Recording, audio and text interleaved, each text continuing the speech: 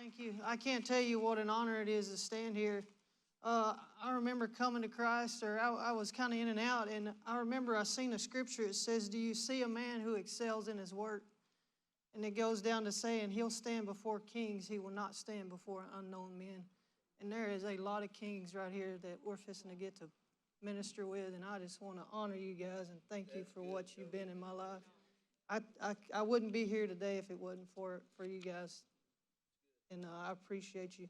And I remember we were sitting in there with the pastors a while ago. I got to go in there and just listen, and I don't mind listening. I like to talk a lot, but I'll listen too. And we were sitting in there, and they were talking about sometimes you just got to let them go. And I remember I was in a mess. Taylor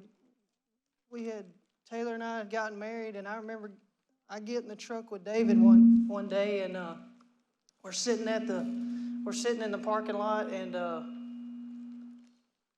he said, "What do you want to do?" And I said, "I want to get in my truck and I want to go back across that river. And if I never come back, it'd be too soon," because I was hurt. And I knew God had a plan for my life and a purpose, but I just couldn't see it at the time. And he trusted God, and he let me go. And he didn't chase me, but he knew he seen something that I couldn't. And he just let that calling on my life. And I tell you, when I couldn't sleep for years because of that calling, it was because of that day right there. It changed my life forever. He let me go, and I got to experience that. And you can never talk me out of that. And so everyone in here is created with a purpose. If you're sitting in here today, you have a purpose. Jeremiah, David just said, he said, "Before I formed you, I knew you in the womb." And then, how do I know what my purpose is? What do I want to do? And in Psalms 37:4, it says, "Delight yourself in the Lord, and he shall give you the desires of your heart." And so as a kid, all I ever wanted to be was a cowboy. I mean, the people I hung around, the people we encountered, the people we hung out with, my dad, my uncles, they were cowboys. That was just what you was going to do. And if you wanted to go, you had to be tough, and you couldn't cry. And you know what I mean? It was tough. And you hung out with the men, and probably shouldn't have hung out with them at times, but so all I ever wanted to be was a cowboy. I wanted to look at cattle. I wanted to ride and work cattle, and I love it, and I still love it to this day. And it's because it was a desire that God put on the inside of me to be able to use that and to do something with it.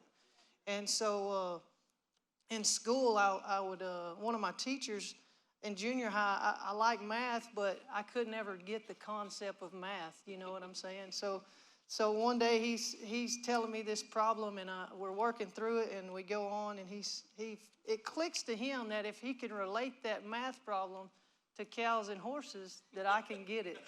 And man, he spit that math problem down there. He said, "If I got this many cows in this pasture," I can't remember, "and I got this many horses," and I said, "Well, that don't work. It won't work." And he goes, "Yes, it will." And I said, "No, it ain't going to work, because you cannot put cows and horses in the same pasture. You're not supposed to do that, you know." But I got it, you know, and so, yeah. And, but most of my adult life after that, I was, my family was kind of in the old oil boom. They were rig welders and truck drivers and work over rigs. And it's just what you did here. This was the culture and the area for that. And, but it wasn't what God put on the inside of me to do. And I remember I would be lectured about, "Hey, you need to get a job. You need to do this. You need to do that." And it wasn't because they were mad at me or what I did. I know they didn't want me to be a loser, but you know what I mean? They said that was just what you did. You grew up. You got a job. Like, it's time to get a job. But I didn't know I could follow those desires that God had put in my heart. And I began to see that life God had laid out for me, and all my mess and all my failures and ups and downs. God still had a plan for my life. In that season where I left, God never would let me rest. It was always something on the inside of me that kept me moving forward, and I just couldn't let it go. I ended up taking a job at a ranch, and it was 15,000 acres. I had all these cows, and I was 27 years old or whatever it was. And I remember riding through the ranch one day with one of the bosses, and he says, And I'm in a mess. I've left my family. I've left the church, and I'm doing it my way. It's what I've always wanted. And I remember riding down the road, and we're putting out these bulls. And the guy says, hey, I'm fixing to retire. And when I retire, they're building this guy a huge house on a hill. And I mean, it's what I wanted to do. And God said, hey, that guy said, when I retire, this place is yours. I'm going to hand you the keys, and it's yours. And God says, I got something better for you.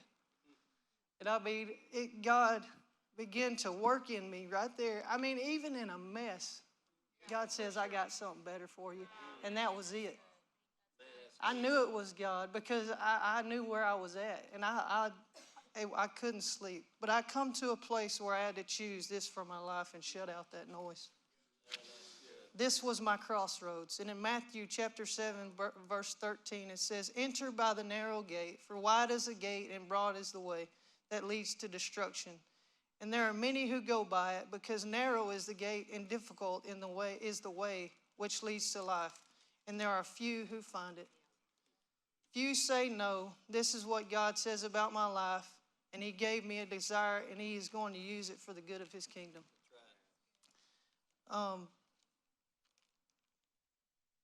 A guy, he was asking me, about my jobs and what I was doing. I remember he was a mentor of mine at the time, and he said, what do you think about working in the oil field? And I said, there's two choices. You either do it and like it, or you do it and hate it. But in where I was, you just had to do it. Like, that was just who you was going to do it.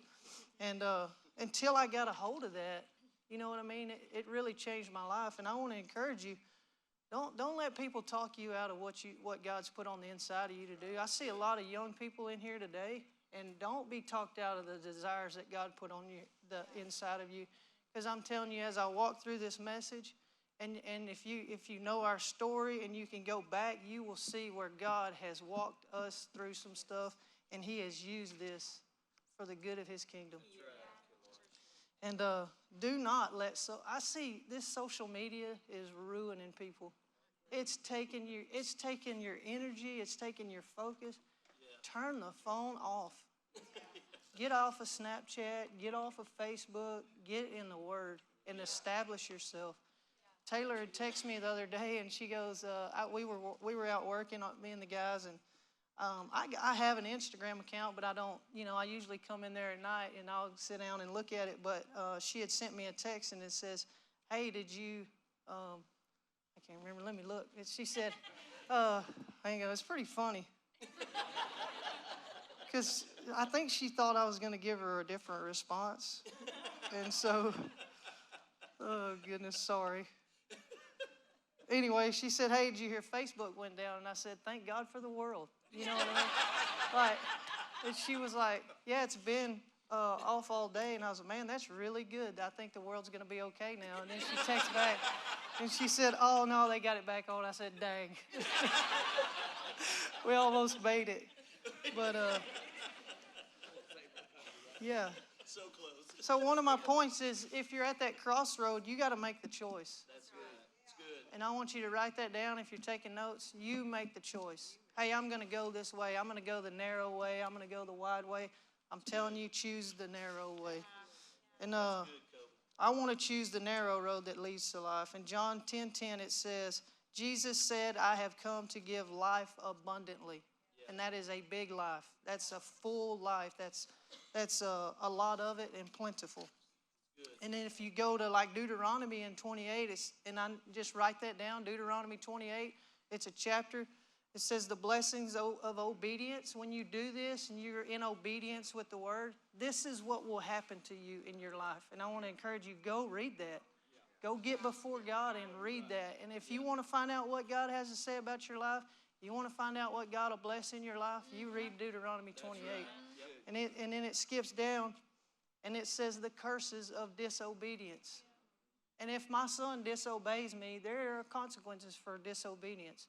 We all have consequences for disobedience. I don't care if you're 8 or 80. There is a consequence to bad decisions, and there are consequences to good decisions.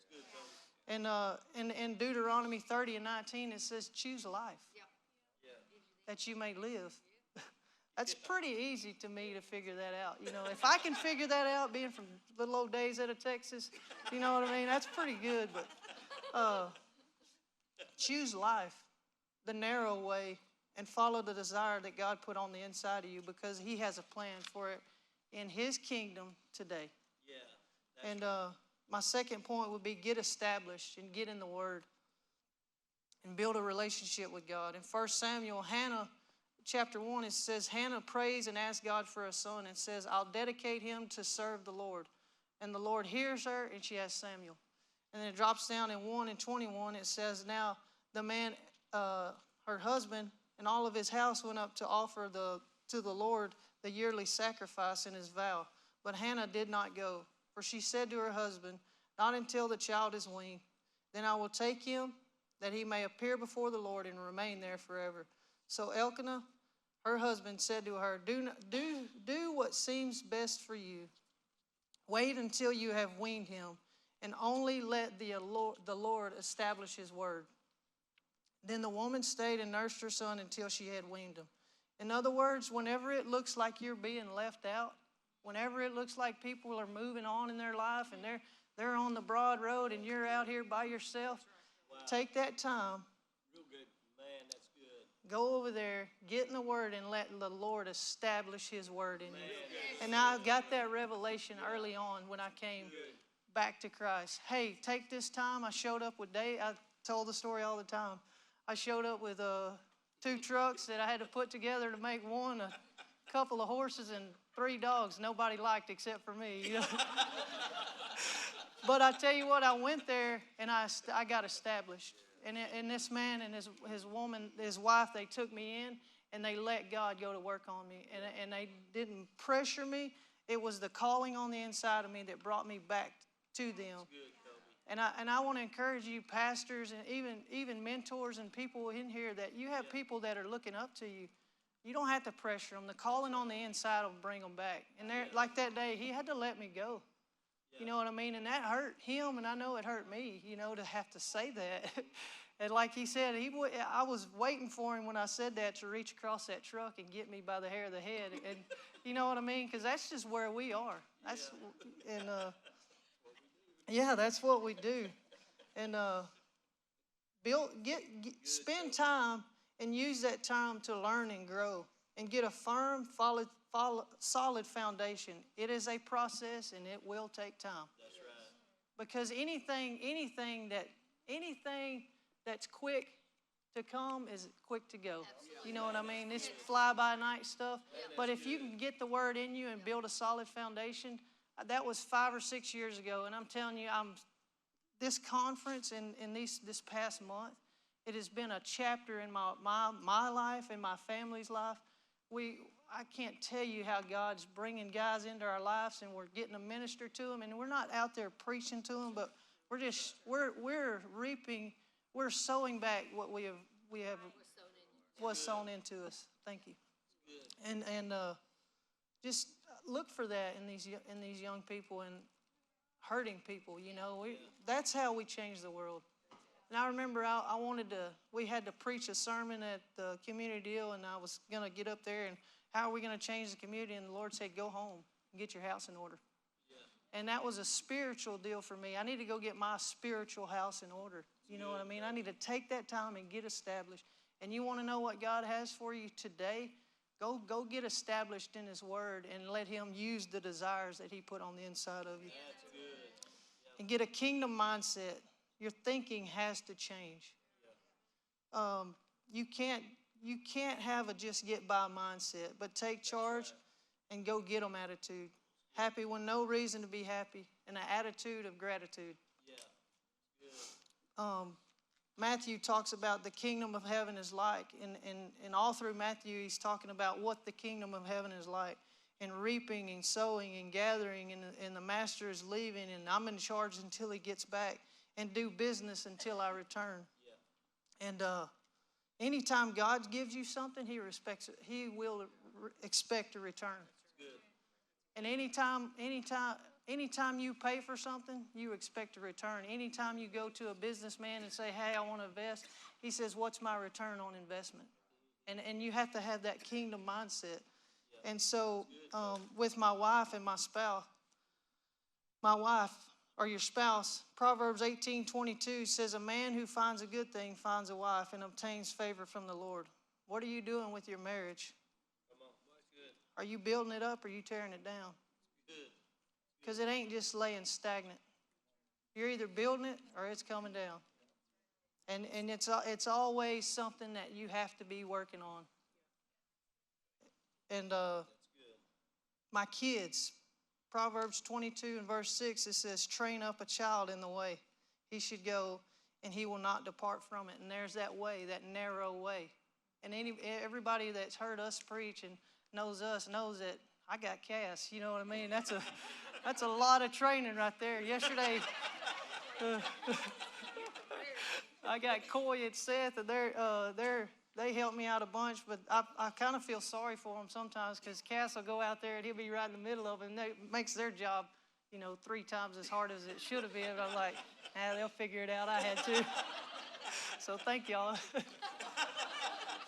But yesterday, he kicked Coy's dog, and he got this little puppy. Well, Cass got a big dog, and he's a preacher, and he drags him by the tail and wrestles him, and they're best friends. But yesterday, Coy's got this little dog, and I seen Cass kick him, and I was like, oh, my God. I caught him, and he didn't think I seen him, so I had to go, hey, meet me in the middle of the yard because I don't want to have to run you down kind of a deal. Yeah, it's training, and it's work. And now I have 2 of them. It's a lot of work. We were in the back getting ready for this message, and I said, man, I think somebody was carrying Cannon through there, and I said, I feel sorry for Cannon. He has no idea what life is fixing to be like for him when he gets old enough to walk, I'm sure Cass is going to talk him into opening some gates and some stuff he shouldn't do, but it is training, and it's fun. And it ain't always easy, I can tell you that, but it says, train him up in the way he should go, and when he is old, he will not depart from it. And so everything I'm sowing into him now and into my family, he will not depart. I dread the day that there comes a time that I have to have that conversation. Son, you got to go. But I'm going to trust the God in you that you're going to come back. You know what I mean? And I hope it never gets there. I hope I never have to have that conversation. But in my mind, I'm ready for it when it happens. You know what I mean? Because I don't want to see my son fail. I don't want to see my family fail. But I got to trust God. And so I want to encourage you, if you're there right now and you got to let some people go, you're just going to have to trust God and trust that he's got them, and the calling on the inside of them will bring them back, because I am living representation of that right now. And so in your business, Matthew 25 and 14, it talks about the parable of the talents. And he said he entrusted him with his property. And I have a kingdom mindset when it comes to everything that we do as far as in the church. In our business, we have a feedlot business. We train horses, dogs, cattle. I mean, if you want to send your kids, we'll train a few kids here and there. You know what I mean? But it's double. It's double for kids. But but I have this mindset that everything that comes through my gate and leaves out is, what did you do with what I gave you? Wow. Everything that comes into our house and our place, what did you do with what I gave you? I mean, we work the ABBI bull rides, and we get to preach those things, and I mean, lives are changing. But I'm going to stand before God one day and give an account of that, and he's going to say, what did you do with what I gave you? What did you do with them cattle I sent you? What did you do with those horses I sent you? What did you do with the people I put in your life? Was I fruitful, and did I multiply them, or did I just pass over them? And so I want to encourage you, don't be fruitful and multiply. And I'm telling you, God's going to ask you for an account of that one day. And I'm telling you, it drives me. The days that I don't want to, we all have days that I don't want to get up. I don't want to get up and go out there. But I'm telling you, that drives me. And one thing I've learned in life and in relationships and business is you cannot break people down. You can't break the spirit in them. You can't break horses. You can't break your kids. You cannot break your spouse. You cannot break the spirit of them down. Good, Does that make sense? Yeah. Because people send me and they'll ask me questions. You break horses? No, sir, I train them. Yeah. I find their purpose and I bring it out of them. Does that make sense? And so I don't go in there and I don't break my wife down. I'm not going to beat my kids into submission. Hey, I'm going to train him up in the way he should go, and when he is old, he won't depart from it. So I cannot break the spirit in anything. I don't want to be that guy, because I can take horses that have been the spirit broke in them, and it's like their purpose is no good because they're just broken down. And we do that to people. You know what I mean? And we can't do that. You cannot break the spirit in people. You can't force feed them. You know what I mean? I can tie his head to a post and throw a saddle on him and spur it out of him. But you know what? Who wants to be done like that? But if I can take him and I can spend time with him, I can build a relationship. I know his weaknesses. I know what he can't do, but I know what he can do too. And so I'm working on what he can't do very good. And then I'm just fine-tuning on what he can all the time. And so we can't break people down. It's the same with these horses and these. But I had to learn. Jesus said, "Follow me, and I'll make you fishers of men." And we can't. I can't get these guys to follow me by forcing. You know what I mean? But if I say, "Follow me, and I'll make you fishers of men," it inspires them to follow me. Because when I'm doing something, I'm always got their best interests at heart. I want them to do as good, if not better, than I'm doing. And I want to see good in their life. You know what I'm saying? Because I seen good from this. And I had to learn to rethink that. And because I didn't know it. I wasn't brought up that way. I didn't know all this, you know what I mean? So I had to go figure it out. In the opening video, it says in Isaiah 43, verse 9, "Behold, I'll do a new thing." And that I got a revelation of that. All these things that I was doing, God said, "Hey, if you'll follow me, I got something better for you. I'm going to give you everything that you think you're putting down. I'm going to give it back to you, and it's going to be better. I'm going to do a new thing." And at the time, I did not see it, but I trusted God, and I stuck it out, and I was going to see it through. At that point, what did I have to lose? You know what I mean? I done lost everything. I done give it all up. You know what I mean? Something that I did, and I didn't have nothing left to lose. Why not try it? You know? And Romans 12:2, it says, "Therefore be transformed by the renewing of your mind." And I'm just laying this out here because I want you to get an understanding of how this works. You know what I mean? God says, "I'm going to do a new thing." I didn't know what a new thing was. I'd never seen a new thing before. But I had to be transformed by the renewing of my mind. When people call me and they want to send a horse to me, the first thing I ask is, "Who started him?" And I got some rides on him. That makes my job 10 times harder. Because if you send me something that's never been touched, do you understand this, Trey? That then I can start from ground zero. He knows nothing. And I can get in 30 days farther in 30 days with an animal than I can if I had to spend 2 weeks untraining bad behavior that he learned. Does that make sense? And so we have to be transformed. We have to do a new thing. And every time something comes into our life, we have to transform, rethink, and God's going to do a new thing in that. And the best way for this to happen is to be around like-minded people. You want to win? Get around some winners. You know what I'm saying? And it'll overflow. Their winning will overflow onto you. You'll learn how to win if you're around winners. You know what I'm saying? But if you want to hang out with the sobbers and poor, pitiful me, it's hard to, what do you say? It's hard to hard to soar with the eagles when you're surrounded by turkeys. You know what I mean? And so get with like-minded people and get involved. Hold a church door. Get involved in your marriage. Take your wife on a date. Get involved with your kids and take them with you. And show them how you are connected to the kingdom. God said, I heard this revelation from, I was watching a deal with Pastor T.D. Jakes and Stephen Furtick, and he said, God don't make tables, he makes trees. So you have to do your part. You got to do your part. That's right. God don't make marriages, he gives you a spouse. Man, that's good. God don't make good kids that feel loved and know how to treat other people. Man, that's good. Train them up, and they are only what they have been taught. Businesses What did you do with what I gave you? Give an account. I sent you a job, and did you double it? Wow. Does that make sense? Yeah.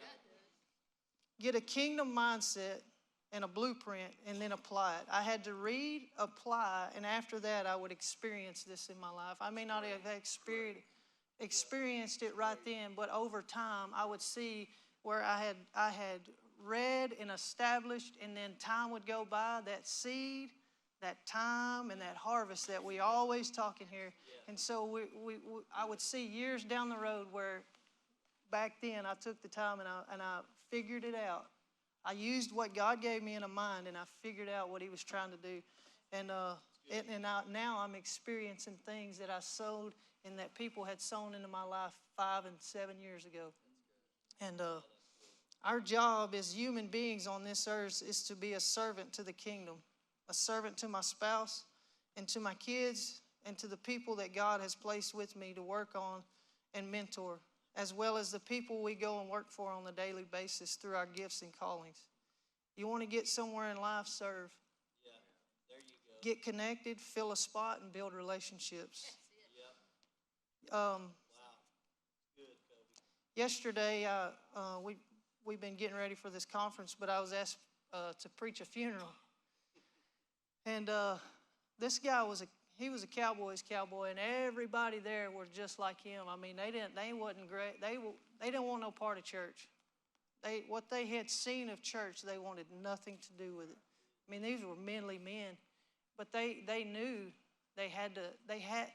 the people that were there knew they needed God. They know they need God, but what they had seen of what God was, they wanted no part of.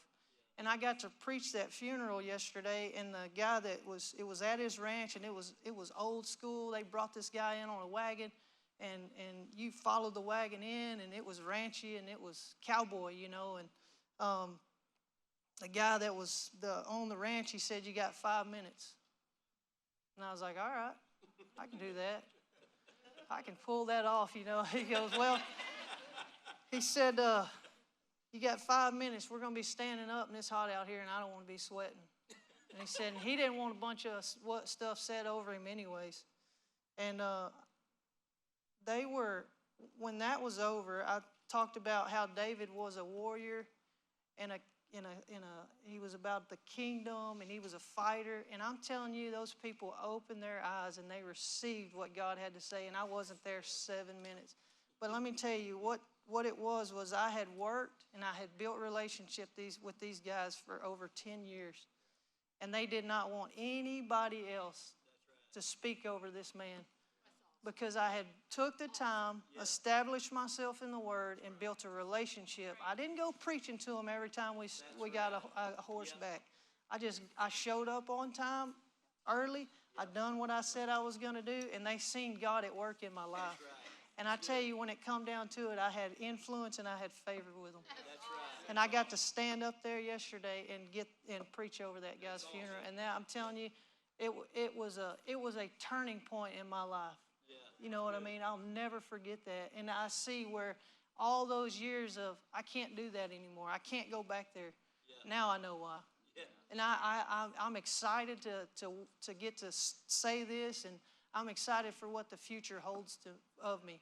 And I see a lot of young men in here. Guys, you have influence. That's right. And people are watching you. And I'm telling you, if you'll hold to it, I know how the rodeo circuit is. I know how these cowboys are.